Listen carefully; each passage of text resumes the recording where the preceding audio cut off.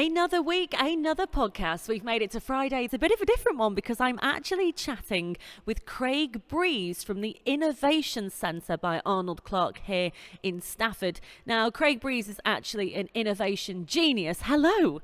Hi.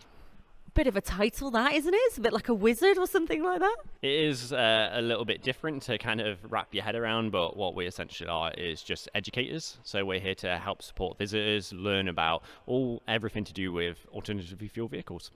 Now, I'm currently sat in what is a very snazzy innovation centre, but obviously the viewers can't see this as they're listening. I mean, they can actually, because I have done a video. I was that impressed with the centre, and you can find that across all our social media channels. But for those who may be listening now in the car, we don't advise you go to a video just yet. So, Craig, explain to the listeners what an innovation centre is. What is this here? So the Innovation Centre is essentially an educational space. It's a safe space for visitors to come in. It's a non-selling site.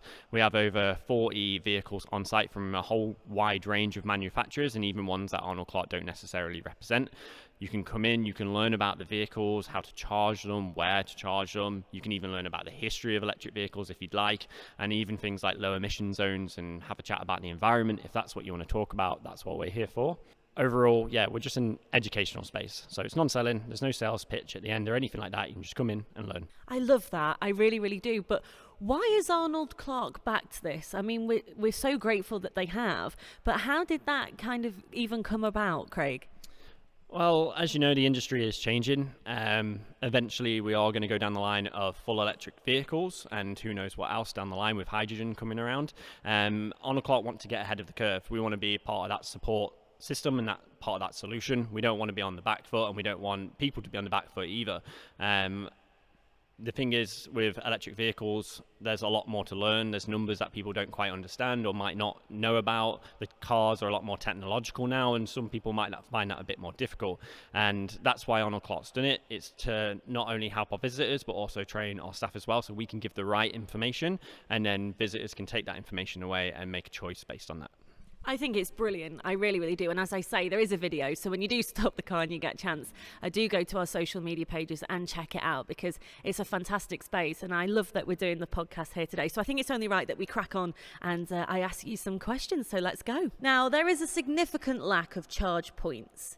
What do you think will resolve this? Because it seems to be kind of the elephant in the room when it comes to EVs at the moment and EV adoption, doesn't it really? Yeah, from what we've read, there are a lot of charge points available all over the country, as data from ZapMap provides. There's being over 35,000 charge points in the UK, and they are not necessarily spread around evenly across the board. So there does need to be a little bit more infrastructure in the way this could be done, which then will be much more useful for EV owners. The government has moved in this direction though, with grants for residential car parks and small to medium sized businesses. Some may, however, be concerned about charging, and this is one of the reasons we're here.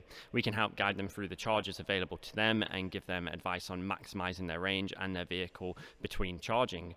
There are some also innovative solutions though coming out all the time. For example, in Glasgow Innovation Centre, they have some OmniFlow lights, which are an example of lights powered by solar and wind. These could then be utilized as chargers in the right circumstances as well.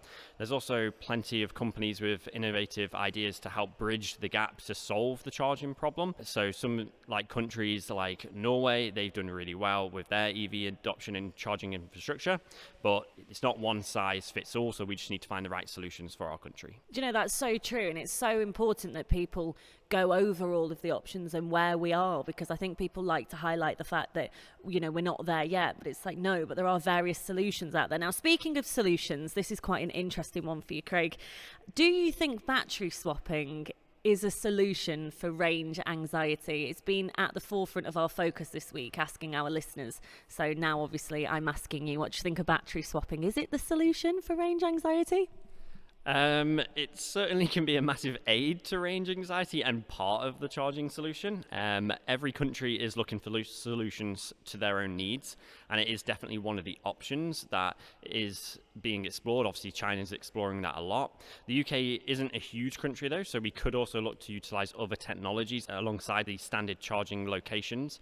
So you could look at battery swapping. We could also look at wireless induction charging, like on the Autobahn in Germany, or even mobile charging stations. So in more rural locations, these charging stations could go out and help with charging. There is many exciting options out there, and we can utilize all the options to suit our country. Fabulous stuff. Now, obviously, EVs, there are many now. That hasn't always been the case, but we're very fortunate to have surrounding us even here today just so many. So do you have a favourite EV? Picking a favourite EV is actually really hard to do, so I'll highlight a few that really impressed me. I think the new MG4 is really impressive with its low-cost entry-level SE spec. It's going to open the door for many more people to be able to own an EV. Even the higher spec trims are really fairly priced and compact with technology and a good range. It's definitely an exciting addition. However, if it was a dream car scenario based on our selection of vehicles that we have here, I don't think you can beat the Kia EV6. It looks amazing and has a fantastic range and all the tech you'd want in a car. Do you believe there will be any further government schemes to encourage further adoption? Because there has been, unfortunately, a big hit with that, with obviously all of the OZEV grants and everything else kind of burning out.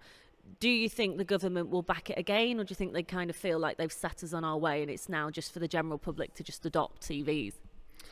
We would certainly love to think so, and as we move ever closer to the 2030 and 2035 deadlines for the end of sales of new petrol and diesel vehicles and then hybrids in the UK, we need to make it as attractive as possible for all stakeholders involved to make the switch. Part of that switch though is education and challenging misconceptions, and that's why we're here, and that's why the Arnold Cark Innovation Centre is here to help people learn and get the right education, charge and drive the vehicles, and eventually, if it's right for them, change. Fantastic stuff. Well, thank you so much to Craig Breeze, who is in fact the innovation genius. I want that title. Thank you for chatting on the podcast with me today. And if anybody does want to come along to the Arnold Cark Innovation Centre here in Stafford, they can just walk in, can't they? Yeah, you can walk into the centre or you can book an appointment on our website. And of course, we also have the one in Glasgow as well. So you can go to either or and get the information you're looking for. Thank you very much. Great stuff. Thank you. As I say, go and check out the video online because it's a very impressive centre and it's right at your fingertips here in Stafford. Of course, there is one in Glasgow as well, and it's definitely worth coming and having a look and getting educated. Thank you so much, Craig. Thank you.